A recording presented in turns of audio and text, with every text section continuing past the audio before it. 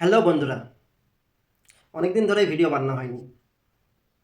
অফিসে একটু বেশি প্রেশার ছিল এই কদিন, তাই আপনাদের সঙ্গে দেখা হয়নি। আজ সানডে ছুটি, আমি এসে গেছি আপনাদের সঙ্গে কিছুটা কথা বলতে এবং আমার জীবনের কিছু অভিজ্ঞতার কথা আপনাদের সামনে তুলে ধরতে। দেখুন, আমরা যারা মধ্যবিত্ত বা নিম্ন মধ্যবিত্ত বাড়ির সন্তান, তাদের জীবনটা খানিকটা চেনা ছকে বাঁধা। দিন রাত 9 to 5 জব, পরিবারের চাপ, ইএমআই, অনেক অনেক দায়িত্ব। তারপর এইভাবেই চলতে থাকে জীবন। তারপর একদিন হঠাৎ দেখবেন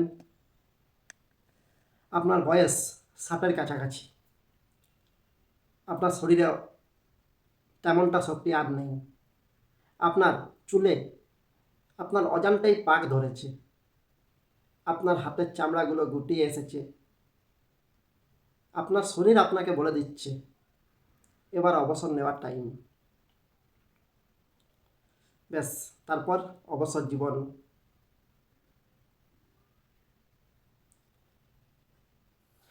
চাকরির শেষের সঙ্গে সঙ্গে ইনকামের সোর্সটাও বন্ধ হয়ে যায়, তেমনটা আর থাকে না।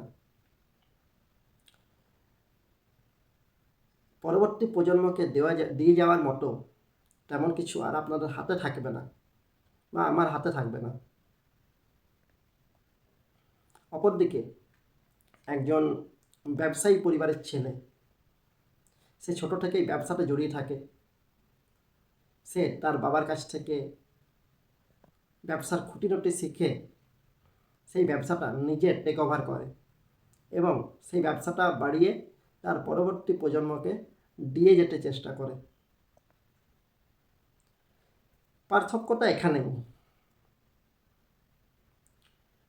দেখুন, ব্যবসা, এবার প্রশ্ন আসে যে তাহলে একজন নিম্ন মধ্যবিত্ত বা মধ্যবিত্ত বাড়ির সন্তানরা ব্যবসা শুরু করতে পারে না কি জন্য? দেখুন, ব্যবসা শুরু করার ইচ্ছা শক্তি সবারই আছে, কিন্তু একজন মধ্যবিত্ত বা নিম্ন মধ্যবিত্ত আমাদের মতো ঘরের সন্তানদের পেছনে থাকে অনেক বড় দায়িত্ব, অনেক ডিপেন্ডেন্সি থাকে। ফাইন্যান্সিয়াল কারেজ তাদের থাকে না, কারণ তাদের ব্যাকগ্রাউন্ডে তেমন কোনো বড় শক্তি নেই যে একবার পড়ে গেলে তাকে ধরে আবার তুলতে পারবে।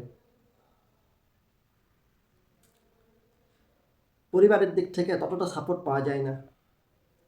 ইকোনমিক ক্রাইসিস দেখা দেয়, মনে একটা দুশ্চিন্তা দেখা দেয় যে ব্যবসা যদি না চলে,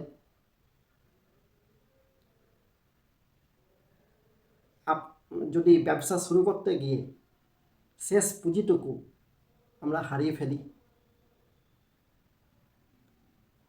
ইত্যাদি ইত্যাদি। কারণ আপনার সম্বল, আপনার রুজি রুটির উপর কিন্তু আপনি একাই ডিপেন্ডেন্ট নয়, আছে আপনার পরিবার। কিন্তু কোথাও যেন একটা আফসোসের মধ্যে দিয়ে বেঁচে থাকা হয়। কাশ একটা ব্যবসা হতো, কাশ পরবর্তী প্রজন্মকে ওই ব্যবসাটা গুছিয়ে দিয়ে যেতে পারতাম। কাশ আমাদের পরবর্তী প্রজন্ম যেন আমার মতো স্ট্রাগল করতে না হতো তাকে।